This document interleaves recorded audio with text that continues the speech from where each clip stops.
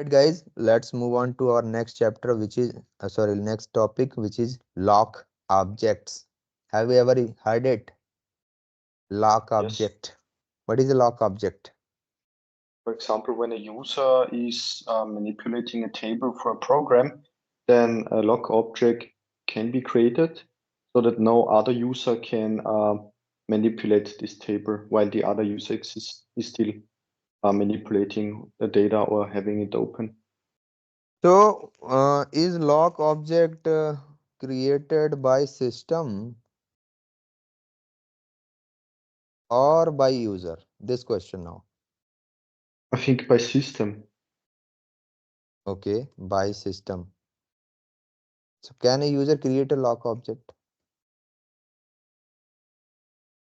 Now, again, another question. By system. You told me by system. So, can a user create a lock object now? What do you Maybe think? it was the other way around. That the user makes it by. Uh, Okay, just think on it. mhm. So you told me that lock object is there so that other users cannot perform any other changes while a single, or let's say if I as a developer, if Amrit is performing certain changes over the employee table, neither Alan nor Mukul can change it, right? Yes. Okay, but I want to give a technical definition for it. What could be a proper definition for lock object? What is the purpose of lock object? The purpose of lock object, guys, is to achieve synchronization. You might have heard this terminology, synchronization. What is the meaning of synchronization? That anything should be working in a form of synchronization, or it should be synchronized, right? Yes. So if we explain this in terms of our table or database object that we have created till now, the only simple meaning of it is if multiple users want to change the same data at the same time, then only at a time only one user will be able to change the data. This concept is called synchronization. Now, why this synchronization is essential? Why do you think? My this question is now, why is this essential? What is the need of it? Need of it. Please think on it, guys. What is the need of it?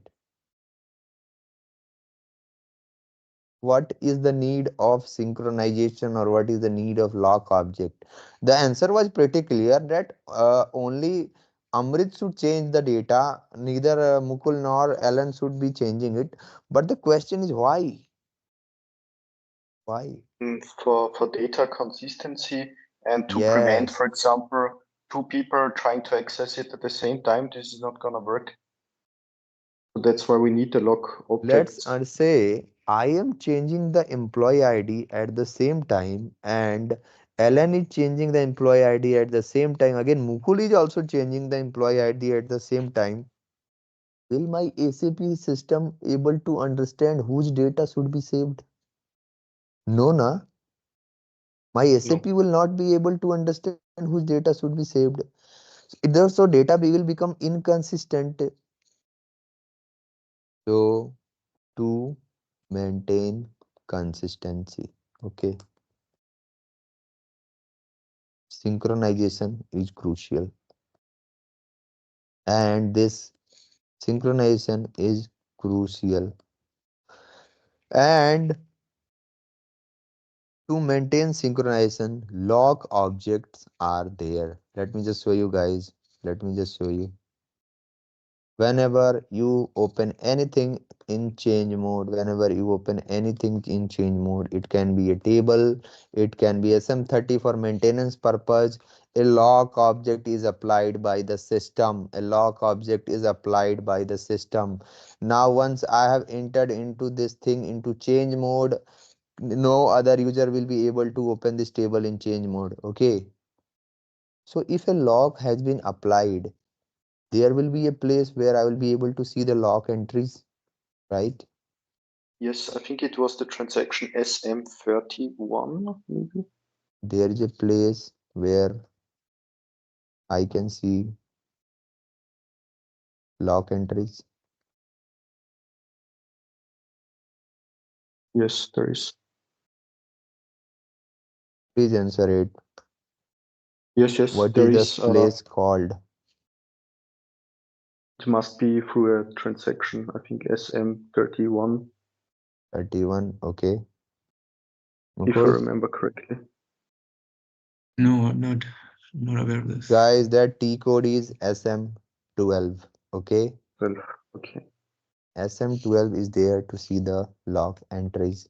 Just go for it, SM12. Click on search button by your name. Click on search button and see here. A record is coming, right? User, which is the user? Amrit01. Where this has been applied over this table. See here. Table, employee table, right? What Mhm, is the mode here? What is the lock mode? X, right?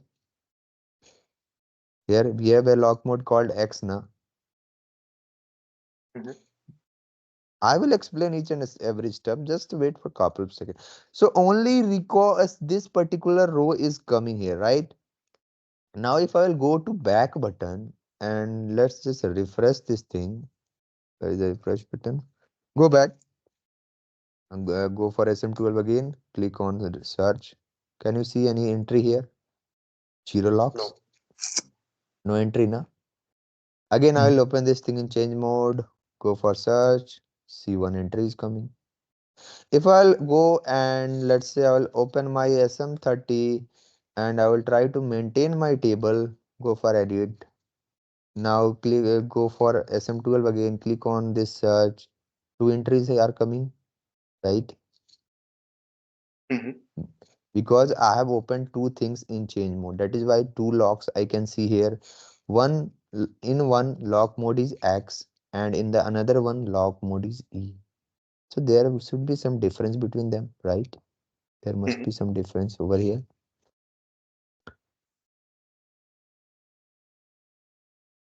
Now, one question from my side, very interesting question. We are able to see certain entries over here. From where these entries are coming? Are they stored inside the database? I think on the application layer. Okay, on the application layer. But are they permanent storage? Because No, when I am only. simply changing in this thing into display mode, this lock entry is simply removed, right? So Mhm, this cannot be a permanent storage. This cannot be a permanent entry. Because any right. user, whenever any user is going to open it, simply this thing will be applied. Very important concept, guys. Just see here. Mhm, The records that you are going to see in the log entries, it always comes from NQ server. It always comes from NQ server. Okay. mhm, Log enqueue server is a particular place that has been created inside your application layer where your temporary data is stored of temporary log entries are stored. Okay, log entries are temporary entries and they never ever gets stored inside any database tables. It always mhm, come from NQ server. Okay, NQ server. mhm. Here we saw we have variety of lock modes, right? One was X, another was E. So how many types of locks are there? Guys, there are three lock modes: read lock, write lock, and enhanced write lock. Okay, read lock, write lock, enhanced write lock. Read lock is also called as shared lock and its default value is S. So whenever you are going to see any lock mode as S, just understand this, that read lock has been applied over that particular thing. Okay. Read lock has been applied over that particular thing. Read lock has been applied. Then we have write lock. It is also called as exclusive lock and its default value is E. So whenever I'm opening this thing in edit mode and you will go and refresh this thing, E value is there. So can you say this that write lock has been applied over here? Mhm. And we have the last one, which is enhanced write lock, also known as exclusive lock without accumulation, and its default value is X. It is just a little bit advanced version of write lock. Okay. So Mhm. here you can see whenever you open any table in change mode, its default value is X, guys. Its default value is X, and it simply means that enhanced write lock has been applied. The only simple difference between the write lock and enhanced write lock is write lock can be requested several times from the same transaction code. It can be requested several times from the same transaction code, but enhanced write lock can be requested only once from the same transaction code, and it cannot be processed successively. Theoretical Mhm. definition, guys. Theoretical definition. A little bit difference, or you can say it is just a advanced version of write lock, or you can simply say it is more secure than write lock. Okay. Yes. Are you able to understand what is going on around here? Mhm. I can sense a lot of silence. I have seen it. For example, the Mugul? log the Um, yeah, I get most of it, Okay.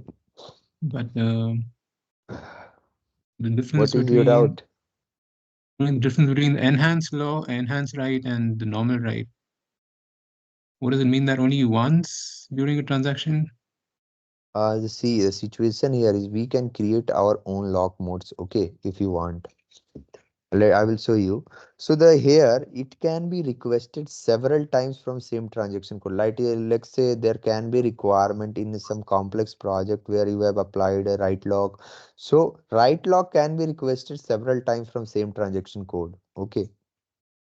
Mhm.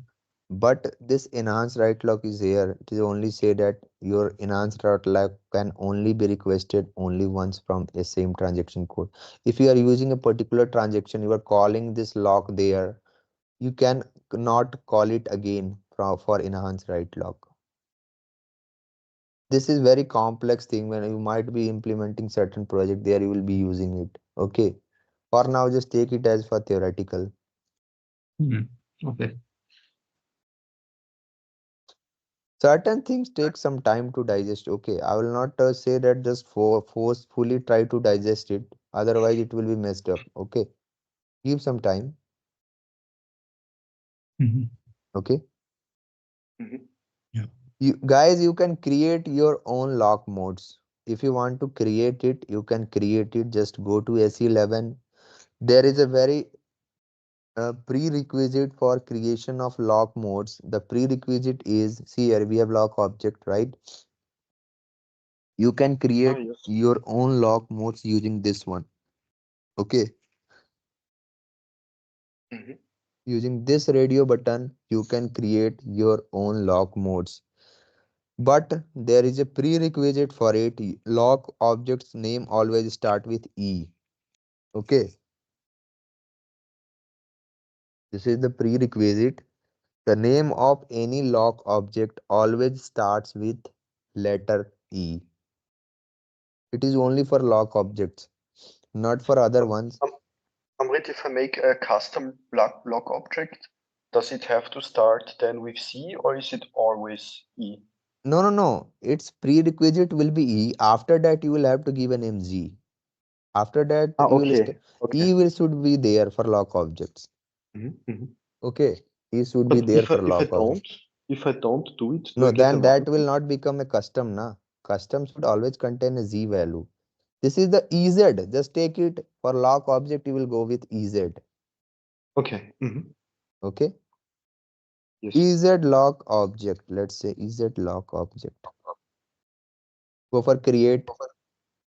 Provide the sock description lock object created by me. Okay.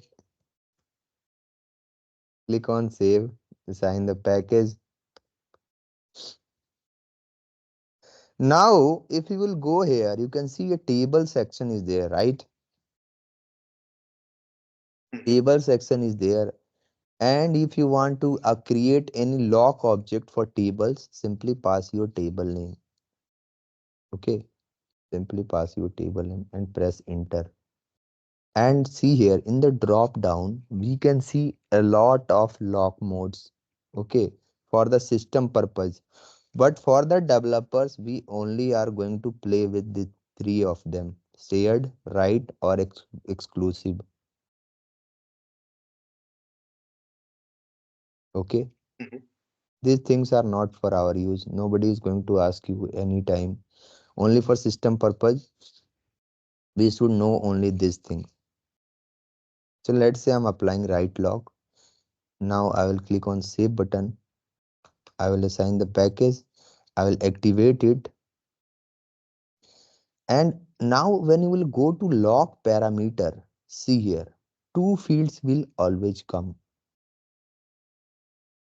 Can I say that these two are my primary key, Mhm. Yes. right? So if I ask you a question, where lock object, on which columns your lock object is actually applied? Over the primary key of your table. What is the use of primary key? To identify a records uniquely. So if you want to change any records or already existing records, if your lock has been applied over the primary key, definitely no other user will be able to change it, right? Mhm. Now, just try to understand. If I have created this lock object, a custom lock object, where I will be using it? Now, this is my question. Where I will be using it? In a program, and before you Yes, start manipulating the data, you can call this yes. object. Before inside the program, but how am I going to use it? This is my question again. How am I going to use it? What do you think? How am I going to use it? Your answer is definitely correct. Inside the program, we are going to use the concept of lock object. But my question is how? How am I going to use lock objects inside the programs?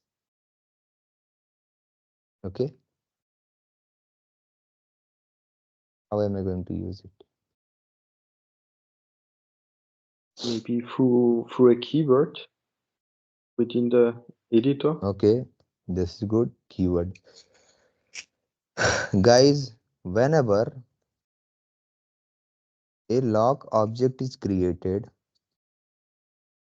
or whenever a lock object is created, by default,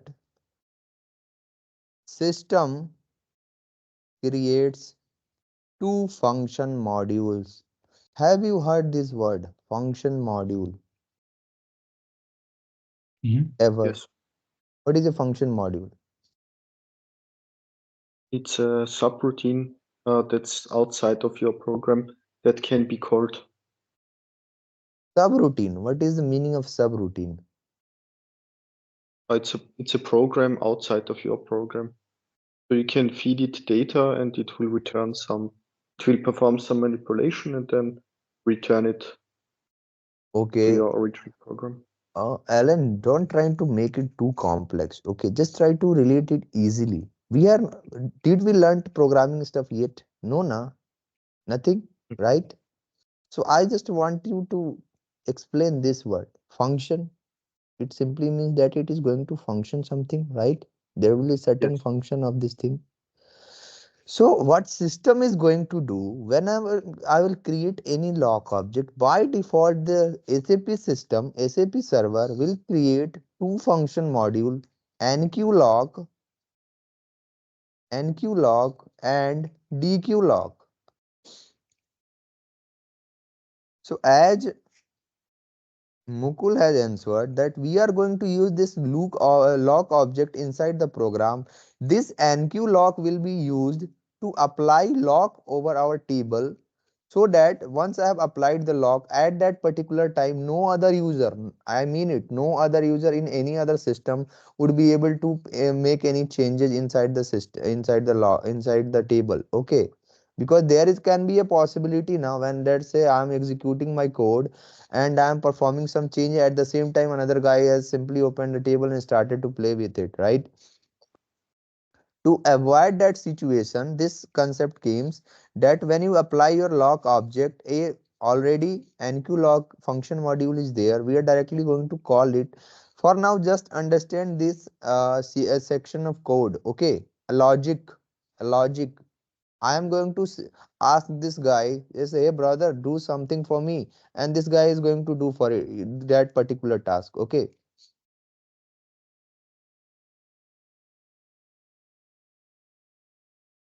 Mhm.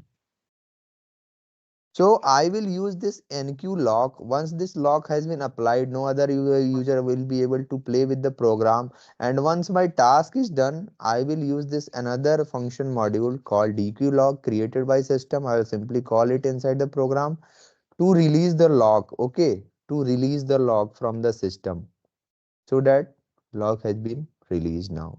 Okay, let me show you guys how when we create our lock object. Again, log out. Just open the system.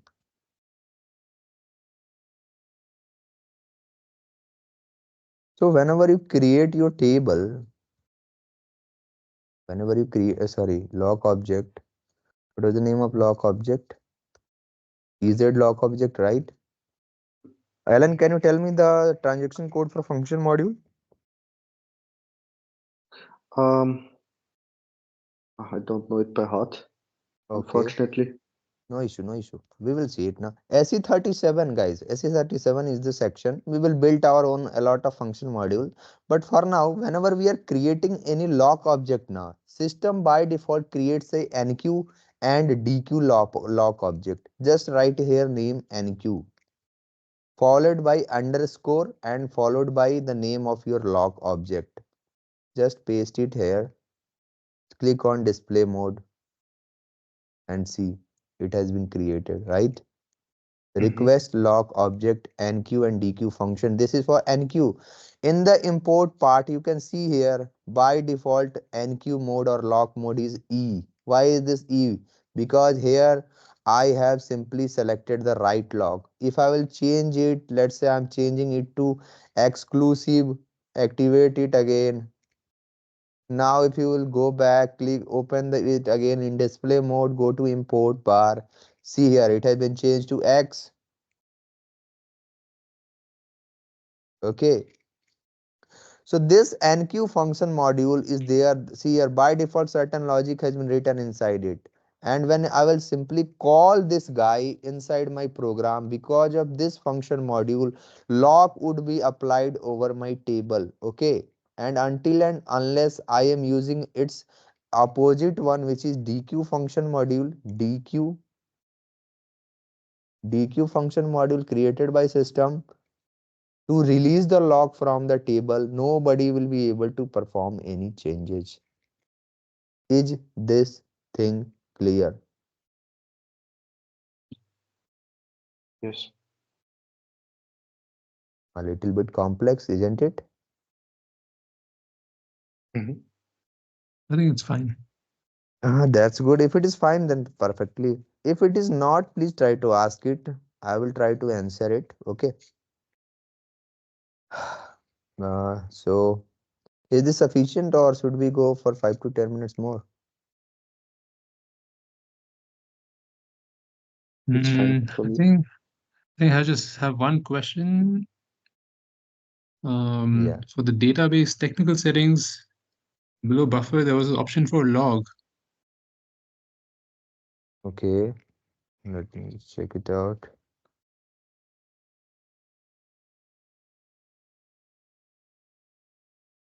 Yeah. Change technical setting. Log. Yeah, log changes. Honestly answering, I've never used this thing property. Okay. Mhm. I have never used this thing. This buffering part is never necessary. Rest I cannot expect. Have you ever tried to understand this thing? No, this one I saw, but Mm. I mean, I don't know what it is. What do you think this column store and row store is going to do? We have got the option for it.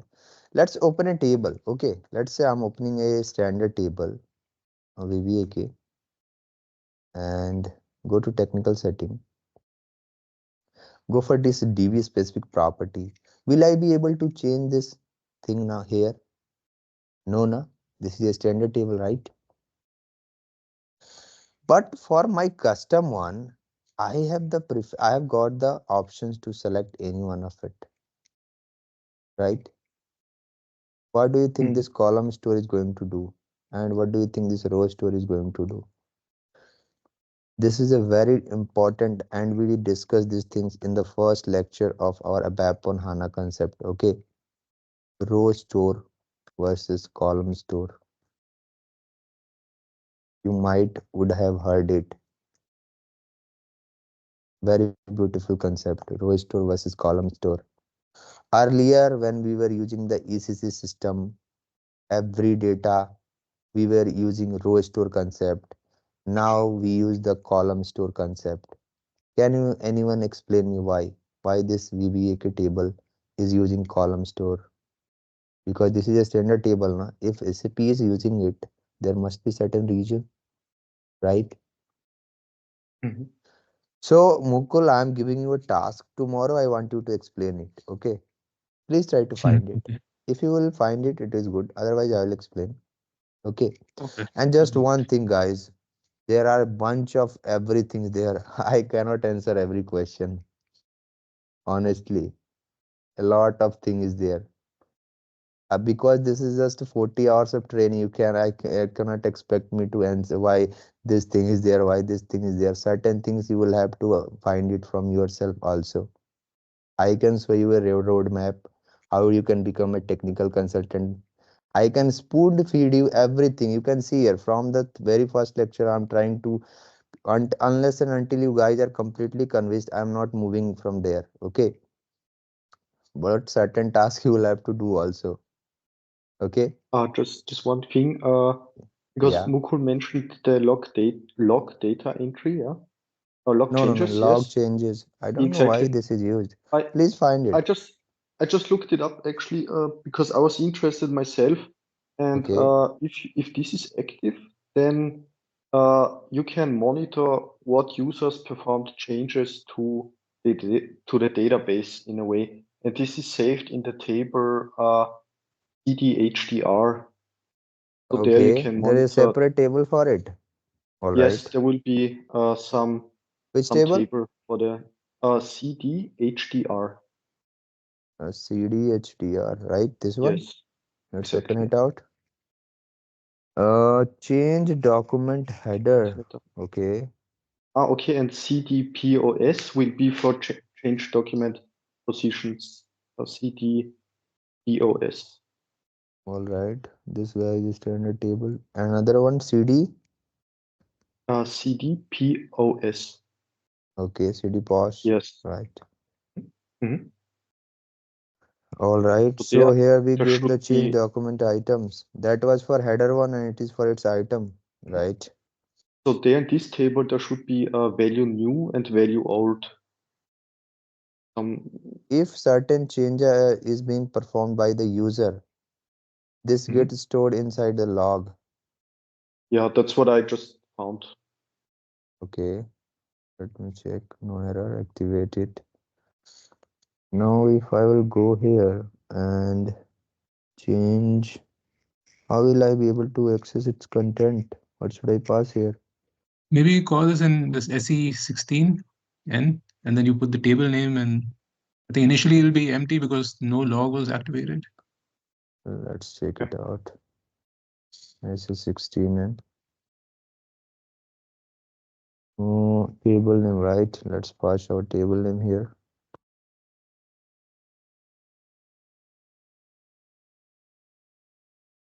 No values. Mhm. So if we change certain content of it, right? Mhm. But Okay, let's in the F1 help, there's also more explained within this field of the if I'll log change changes. any Mhm. data. Now if I'll again refresh this thing,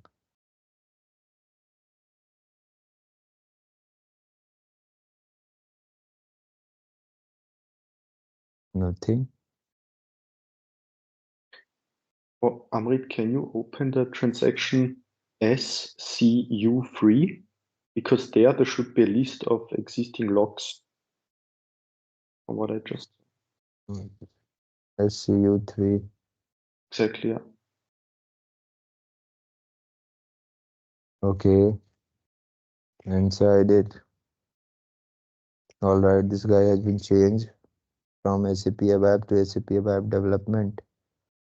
Okay, so because of this log one, we are able to see it, right? Mhm. Are you Yes, seeing this thing? exactly. Mhm. Let's change it and let's find it out if it is working or not. Something. Go to S11. Now let's change back to change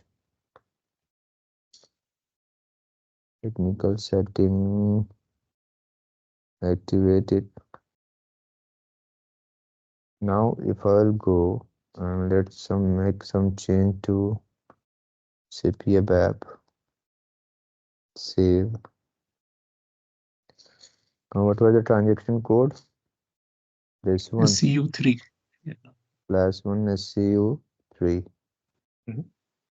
Analyze logs. Table name. Execute. None of the. Okay. So we can perform the evaluation. Okay, whatever the data we are changing. Oh, that's good. See here, because of this checkbox, we can get the changes data via SCU3 transaction code, right? This is wonderful. Amrit, just one last thing. Can you go back to the log changes checkbox, please? Okay. I just wanted to check, is it possible to open, because this is just a checkbox, can we perform F1 on it? The F1 help, maybe. No. Not this That's one. not This is not a possible. field. F1 is for a Okay. field now. F1, F4 is for a field. Mhm. You cannot I was directly just wondering go for the if we check can. boxes. No, Yeah, see, the system, what the here system is doing, it is actually storing your temporary change data. Whatever data you are changing, it is storing there. You will be able mhm, to see so that if later on certain guy is coming there, he will be able to see the content that yeah. was the earlier data and what is the current data. Current data you can see it from the table, but what data has been changed, that is why it is storing here in SU3 transaction code. Wonderful, guys. Wonderful. Mhm. Anything else, guys? No, No, I from think my that's side. it. Mhm. Okay, that's good.